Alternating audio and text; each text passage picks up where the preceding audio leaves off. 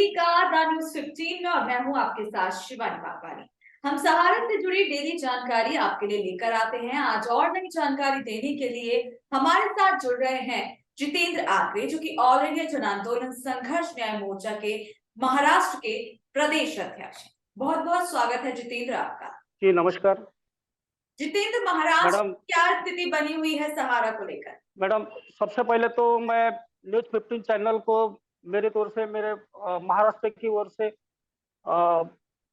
All India जन आंदोलन न्याय मोर्चा, संघर्ष न्याय मोर्चा महाराष्ट्र प्रदेश की ओर से मैं धन्यवाद देना चाहता हूं, क्योंकि आज पूरे देश में, पूरे भारत में अगर देखा जाए तो ये एक न्यूज 15 ही एक ऐसे चैनल है कि आज जन जन तक पहुंच रहा है और जन जन तक सहारा के पीड़ित कार्यकर्ताओं, जमाकर्ताओं के जो परेशानियां हैं, सहारा इंडिया की जो परिस्थितियां हैं, वो जन जन तक, पीड़ितों तक पहुंचा रही है। तो सबसे पहले दूसरी बात है कि आज की परिस्थिति जो महाराष्ट्र में है, जो पूरे भारत में, महाराष्ट्र में नहीं तो पूरे भारत में आज ऐसी स्थिति बनी हुई है कि भुगतान की समस्या तो 2014 से ही दिखाई दे रही थी, लेकिन उस समय में किसी भी कार्यकर्ता को ऐसे नहीं लगा था कि अब आगे चलकर भुगतान की समस्या इतनी आगे बढ़ेगी या भुगतान नहीं होगा, इतनी समस्या। क्योंकि हमारे जो अधिकारी थे उन लोगों ने भी ऐसे कुछ बातों से, मतलब हमारी ज्वाइनिंग तो बहुत 2010 की है, 2012 से ही मुद्दा चल रहा है। ये भुगतान की समस्या ऐसी होगी ये हमें कदापि पता नहीं था। लेकिन ये और 2012 में जो रियल एस्टेट और हाउसिंग के जो अकाउंट थे ऑटोमेटिकली जो सोसाइटी में कन्वर्ट हो गए। उसके बाद में थोड़ा थोड़ा धीरे धीरे पता चला। फिर 2014 में सुब्रत राय को जो अटक हो गई, जेल चले गए। उसके बाद में भी लगा था कि अभी तो पैसा मिलना नामुमकिन है, मुश्किल है। फिर 2018 में जो परिस्थितियां निर्माण हो गई वो सबसे विकट परिस्थितियां है। आज पूरे हिंदुस्तान में हम कार्यकर्ता, हमारे पीड़ित निवेशकर्ता तिल तिल कर मरने के कगार पे खड़े हैं। इतनी बद से बदतर हालत है। मैं मेरी कंडीशन बताता हूँ, अगर यह सहारा इंडिया का अगर पैसा मिल जाता मेरे को तो मेरी माँ आज जीवित होती। इतनी बड़ी समस्या मेरे ऊपर भी है। तो ये परिस्थितियां को देखते हुए आज ऑल इंडिया जन आंदोलन मोर्चा आज। जितेंद्र, आपने अभी एक अपनी माँ को लेकर बात कही, तो इसको मैं जी, विस्तार से जानना चाहूंगी। विस्तार से वो परिस्थिति ऐसी थी कि मेरा आज सहारा इंडिया में 28 लाख रुपए पड़ा है, मेरा खुद का। मैं 2010 से काम कर रहा था। धीरे धीरे धीरे करके मैंने 14 से 15 लाख रुपए डाले, तो उसका इंटरेस्ट वगैरह पकड़ के आज के डेट में 28 से 30 लाख रुपया हो गया है। मेरे को कभी किसी तरह का मैंने भुगतान यहाँ से उठाया नहीं। और वो पैसे ऑलरेडी मैंने जो रखे थे मेरे बच्चों के पढ़ाई के लिए रखे थे। विगत कुछ दिनों में, जैसे जून या जुलाई महीने में मेरी मम्मी की अचानक तबीयत खराब हो गई। तो जब मैं हॉस्पिटल में लेकर गया तो खर्चा मेरे को 3 से 3.5 या 4 लाख रुपए ऐसा कुछ बताया था। उस परिस्थिति ऐसी है कि 2018 से हम लोग तो पैसे सहारा इंडिया से उठा नहीं रहे। तो हमारे हमारे साथ में इसके पहले मतलब कोई दूसरा काम नहीं है। यही काम हम 24 आवर्स यही काम करते थे। कोई दूसरा रास्ता नहीं था हमारे लिए। और हमारा जो भी जमा पूंजी था हमने सहारा इंडिया में ही इन्वेस्ट किया था, बाकी कोई ऑप्शन नहीं था।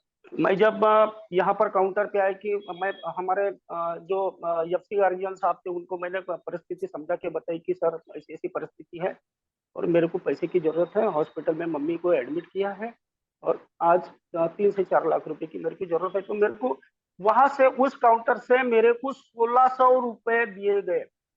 जी, 1600 रुपए, सिर्फ 1600? 1000, सिर्फ 1600 रुपए दिए गए। तो तो उसके अलावा आपकी कुछ नहीं दिया गया। आपकी माँ की मौत का कारण कहीं ना कहीं सहारा है, आप ये कहना हाँ, चाहते पैसा रहता। जी जी जी, मैं यही कहता हूँ, क्योंकि पैसा रहता हमारे पास तो ये सारी चीजें देखो। मैं मौत होना वो तो अलग बात है, लेकिन अगर मेरे पास पैसा रहता तो मैं कम से कम इलाज तो करवा लेता। हैं?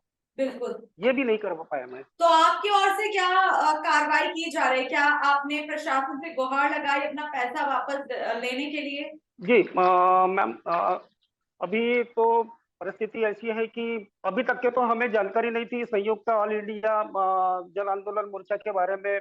खाली एक जानकारी थी कि ये एक ऐसे मोर्चा है या संस्था है कि जो सहारा पीड़ित कार्यकर्ताओं का, जमाकर्ताओं के लिए लड़ रही है। वो एकमात्र ऐसी व्यक्ति है कि जो लड़ रही है। तो मेरे कुछ साथी लोग हैं जो सहारा इंडिया में, उनसे जानकारी लेने के बाद में मैंने इसमें जो उसी के बाद में मतलब मैंने जो कदम रखा हूँ इसमें खाली 1 महीने से ज्यादा नहीं हुआ। जी।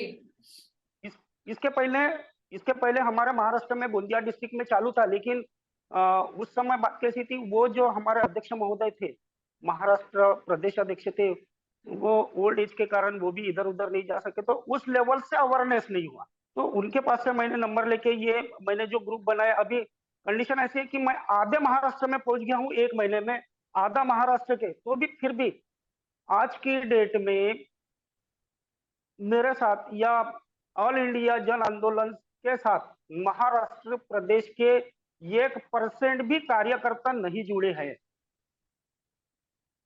इसके लिए या देखा जाए तो हम लोग कार्यकर्ता लोग जिम्मेदार हैं, हम एजेंट लोग जिम्मेदार हैं, क्योंकि ये जो लोग हैं, ऐसे हमारे कितने अधिकारी के द्वारा आज भी कहा जा रहा है कि संयुक्त जन आंदोलन मोर्चा में मत जाइए, आपका भुगतान नहीं होगा। अन्य तरह के लुभावने ऑफर भी दे रही है उनको, या तो डरा भी धर रहा है, धमका भी रही है। अभी 2 दिन पहले हमारे पता चला है कि 2 दिन पहले एरिया ऑफिस में, हमारे महाराष्ट्र के एरिया ऑफिस में जो सभा हो गई थी, तो वो सभा में ऐसे कहा गया था कि जो एफसी गार्जियन लोग गए थे, तो उनको कहा गया था कि ये सभा में मत जाइए, आपको ये आंदोलन में नहीं जाना चाहिए और ये आंदोलन नहीं करना चाहिए। उनको धमकाया गया करके ऐसे भी सुनने को आया है। अभी देखते हैं जो होता है, लेकिन 15 तारीख से हम लोग तो जितेंद्र, कितना पैसा बकाया है महाराष्ट्र के लोगों पर सहारा का? पूरे महाराष्ट्र की अगर देखा जाए तो आज की डेट में 10,000 करोड़ के ऊपर का आंकड़ा जाएगा।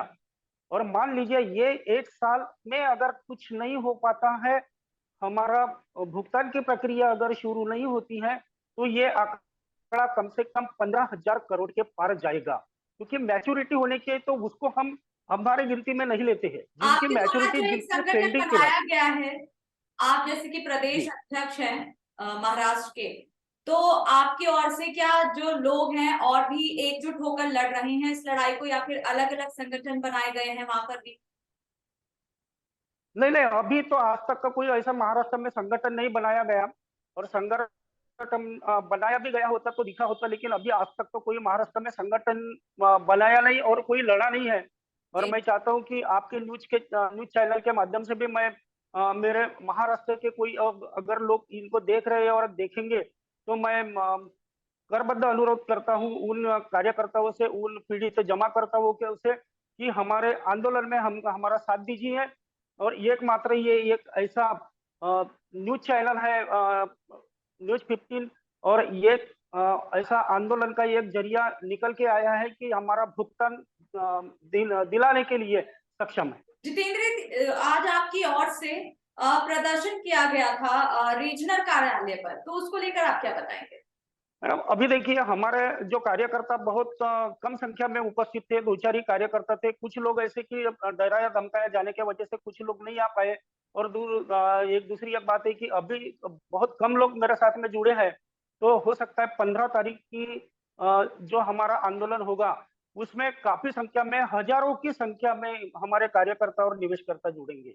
मैं दोबारा आपसे यही सवाल करूंगी जितेंद्र जी, जैसे कि वहाँ के जो लोग हैं, जैसे कि आप देख सकते हैं पूरे देश में जितनी भी 10 करोड़ संख्या है सहारा निवेशकों की, लेकिन कुछ ही लोग जो हैं आगे आ रहे हैं इस लड़ाई को लड़ने के लिए। जो पीछे है वो क्यों नहीं आगे आ रहे हैं? क्या आपको इसका कुछ कारण पता है? इसका कारण यही है मैडम का, जो अभी परिस्थितियां है कि हमारे जो कुछ संस्था के जो कुछ चाटुकार लोग हैं कि वो उनको डरा रहे, धमका रहे। क्योंकि मैं आपको कुछ चीजें जो मेरे पास अवेलेबल मैं आपको दिखाता हूँ, कुछ ऐसे डॉक्यूमेंट जो सहारा इंडिया की ओर से ही मतलब निकल कर आए हैं, और ये सुप्रीम कोर्ट, ये माननीय हाईकोर्ट के आदेश है।